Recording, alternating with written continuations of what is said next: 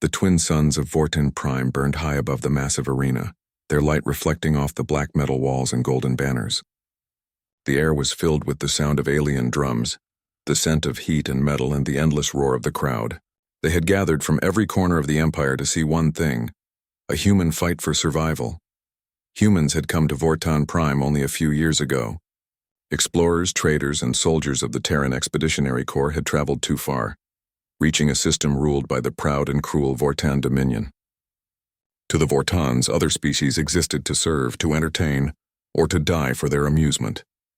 Humanity, small and new to the stars, was no exception.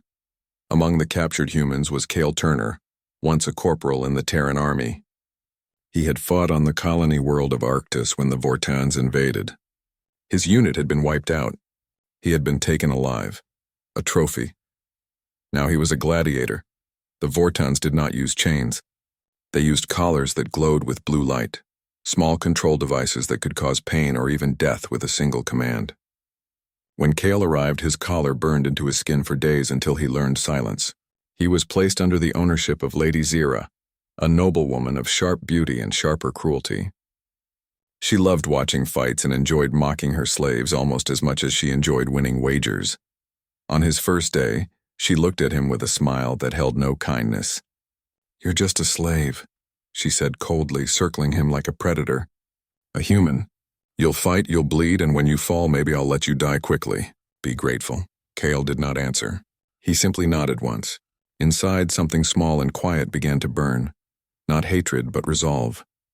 The arena was a place of thunder and death. Dozens of alien species fought there for honor or survival. Some had 4 arms. Others could spit acid. Some had armored skin that no blade could pierce. Humans were weak in comparison, soft, slow, and fragile. But they were also something the Vortans did not understand: adaptive. Cale lost his first few matches. He was beaten, cut, and thrown into the sand. The crowd laughed, and Lady Zira looked bored. But Cale never stayed down for long. After every fight, he remembered his enemies' movements, their weaknesses, and how they thought. He observed. He learned. He began training in secret when others slept. He studied the weapons the aliens used: curved blades, long spears, energy staves. His human muscles could not match their raw power, but his mind could.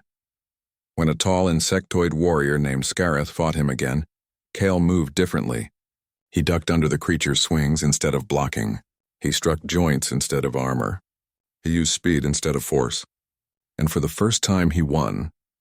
The crowd fell silent for a breath, then roared in surprise. Lady Zira leaned forward in her seat, her jeweled eyes studying him carefully. There was something in her expression that almost looked like respect, but it faded quickly. "A lucky strike," she murmured. "Luck does not last, but it did." Cale began to win again and again. He wasn't the strongest in the arena, but he was becoming unpredictable. He learned to move like the reptilian fighters, to faint like the insectoids, to throw sand in an enemy's eyes like the ruthless warriors of the outer rings. He was no longer just a human. He was something else. Something becoming more dangerous every day. Weeks turned into months. The name Cale began to spread through the lower ranks of the arena fighters. Some whispered that humans had strange spirits inside them, a kind of wild courage that even the shock collars couldn't crush. When Cale passed through the slave halls, even the guards began to look uneasy. He spoke to no one, but sometimes he looked at the stars through the high windows of his cell and whispered quietly, "One day I'll see Earth again." One evening, Lady Zira visited his cell. Her cloak shimmered with gold threads, and her smile was cruel as ever. "You have done well," she said softly, walking around him. "You have survived more battles than I expected. You make me money and you make me famous. But now I have decided to give you a gift." Cale said nothing. He knew better than to speak unless she allowed it. "You will enter the Grand Blood Games," she said proudly. "Only the best fight there, champions from across the stars. You will face my undefeated warrior, Korthal, the Iron Champion. He has killed everyone who faced him. And when he kills you, I will have you replaced by another human. But I promise, your death will be quick." She turned to leave, but stopped when Cale finally spoke. "Why do you think he will win?" he asked quietly. She froze for a moment, surprised by his tone. "Because he always wins," she said. "He was born to. Kale looked up at her, his eyes calm and steady. Then he's never fought a human. For the first time, Lady Zira said nothing. Then she laughed softly and walked away. We'll see, she whispered. The night before the Grand Blood Games, Kale could not sleep. The guards gave him his armor. Light, simple, and already scarred from past fights. It wasn't much compared to the champion's shining battlesuit, but it was all he needed. He sat alone in the dark cell, tracing his fingers over the worn metal plates. Every mark told a story, not of defeat but of survival. He remembered the faces of the others who had fallen. Humans, aliens, slaves, all crushed by the same empire that called itself eternal. But Kale no longer believed anything was eternal. Empires fall when courage rises. When dawn came, the guards led him to the gates of the arena. The roar of the crowd shook the ground.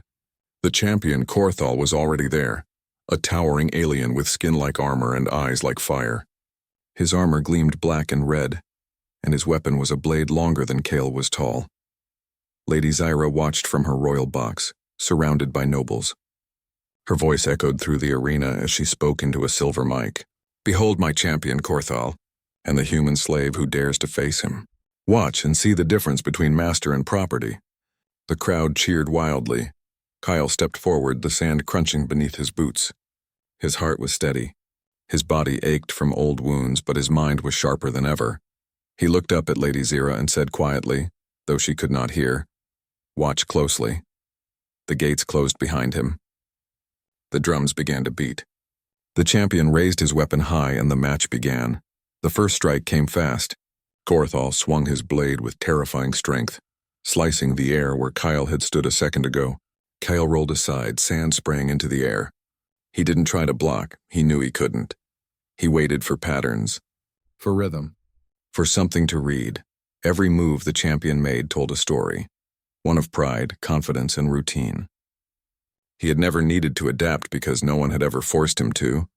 Kale smiled faintly. That was his chance. He moved faster, using the sand to blind, the light to mislead. His blade cut at weak joints and armor gaps, each strike small but meaningful. The champion grew angry, his attacks wild and less precise.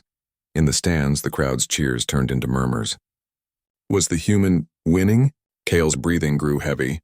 The champion roared and struck again, but Kale ducked under and slashed across the back of his knee. The great alien stumbled. The arena gasped. Kyle didn't celebrate. He simply raised his weapon again, eyes locked on his foe. The battle was far from over, but something had already changed. For the first time, the galaxy saw a human not as prey, but as a threat. The crowd of Vortan Prime watched in shocked silence as the human refused to fall. Dust and blood swirled through the air, and the sound of heavy breathing echoed through the vast arena. Kale Turner stood opposite the alien champion Korthal. His armor cracked, his arm bleeding, his weapon bent. The Vortan warrior loomed like a mountain, covered in black star steel armor glowing with red energy. No one had ever lasted this long against him. No one. High above them, in her royal seat, Lady Zira leaned forward.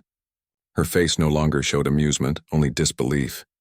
The human she had called a slave now fought like a legend being born before her eyes. Korthal growled, his deep voice shaking the sand beneath them. "You fight well for something so small," he said. "But you cannot win. I was made to kill. I was born in the fires of Vortan War." Kyle raised his weapon again, his eyes calm. "Then you were never tested," he replied. The crowd gasped at his boldness. No one spoke back to the champion. With a roar, Korthal charged, his blade cutting through the air like a beam of light. Kyle ducked, rolled, and swung for the creature's side, but the armor absorbed the blow. The counterstrike sent Kale flying backward, slamming into the arena wall. Pain exploded across his ribs. He struggled to stand, his vision blurring. The crowd cheered for Korthal, believing the fight nearly over. Lady Zira smiled again. "End it," she whispered, watching from her throne. But Kale did not fall. He pressed one hand to the ground and pushed himself up. He remembered Earth, the green forests, the blue oceans, the laughter of his sister when he had left for the stars. He remembered his fallen comrades, and he remembered every sneer, every insult, every time someone called humans weak. He would not let them be right. The champion came again, heavy steps shaking the sand. Kale's body moved slower now, but his mind burned brighter. He noticed the faint delay in the champion's left leg. The wound he had made earlier had damaged something. The armor compensated, but not fast enough. Kale exhaled slowly. "That's it," he muttered. The champion swung again, aiming for Kale's neck. But this time, Kyle didn't dodge backward. He stepped forward inside the swing, sliding past the blade and slashing upward into the exposed joint behind the champion's knee. Sparks burst out. The giant stumbled, roaring in pain. Kale dropped his weapon, rolled aside, and grabbed the champion's fallen blade with both hands. The weapon was heavy, far heavier than any human weapon. But Kale used the fall of his own body to guide it downward, straight through the armor's weakened leg joint. The strike was clumsy, desperate, but it worked. The champion fell to one knee. The crowd screamed in disbelief. Kale stood breathless, holding the alien's weapon.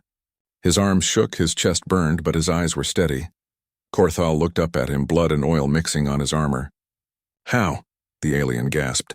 Kale lifted the massive blade with both hands. "Because humans learn," he said softly. "That's what we do." And then with one final motion, he struck the champion's chest, right into the power core of the armor. A flash of light blinded the arena. The air filled with a booming crack, and when the dust cleared, the great champion lay motionless in the sand. His armor flickered, then went dark. For several long seconds, no one spoke. The crowd of thousands stared down at the arena floor, at the small human standing over the fallen champion. Then the silence broke, not with cheers, but with whispers. The human. "One, he killed Korthal? Impossible." Lady Zira stood slowly, her golden eyes wide. For the first time, she looked afraid. Kale dropped the alien weapon and knelt beside the fallen champion. The armor was damaged, but still functional. He touched it, and the armor's systems responded to his touch. Its AI scanned him, recognized the victor, and accepted him as the new bearer. The metal unfolded like living cloth, wrapping around him piece by piece. The plate sealed over his body with a hiss of energy. The arena lights reflected off his new armor, the armor of the undefeated champion. The crowd gasped again, louder this time. High above, Lady Zira shouted in disbelief, "No! That armor belongs to Korthal. You are nothing but a slave." Kyle lifted his head, his voice calm but carrying across the whole arena. "I was." The crowd erupted, not in anger but in thunderous applause and roaring voices. For the first time in the history of Vortan Prime, a slave had won the Grand Blood Games. The Vortan nobles were furious. Some shouted for guards, others argued that the match must be invalid. But no law could deny what had happened. The armor had chosen its new master, and the arena's rules were clear. Victory meant freedom. Kyle stood alone at the center of the arena, the twin suns shining down on him. His armor glowed faintly with red energy, pulsing like a heartbeat. Lady Zira stared at him from above, her pride shattered. "What will you do now, human?" she demanded. "You think you are free? You are one man against an empire." Kale looked up at her, and though his face was hidden behind the helmet, his voice carried warmth and strength. "I am one man," he said, "but I'm not alone. Others are watching, and they will remember this day." That night, the story of the human spread like fire across the empire. The slaves whispered his name, Kale Turner, in the dark halls and mining pits. They whispered that a man from Earth had defeated the champion of Vortan Prime, that he had worn the armor of victory and spoken words no slave had ever dared to speak. And in the hearts of the oppressed, something ancient and powerful began to stir. Hope. Kyle was taken back to the holding area after the battle. Guards stood nervously around him, unsure if they should treat him as prisoner or victor. The collar around his neck was still active, but when the armor's systems flared, the collar sparked and fell apart. He was free. Kyle walked to the window of his cell, now unlocked, and looked out at the twin suns setting over the alien city. The armor responded to his thoughts, adjusting, repairing, breathing with him like it understood his will. He whispered quietly, "We're not done yet." Across the empire, chaos followed. Slaves refused to fight. Soldiers began to question their orders. Some Vortans who had long felt guilt now spoke out, saying, "If a human can win freedom, perhaps others can too." Lady Zira tried to silence the rumors, but it was too late. The story had spread beyond control.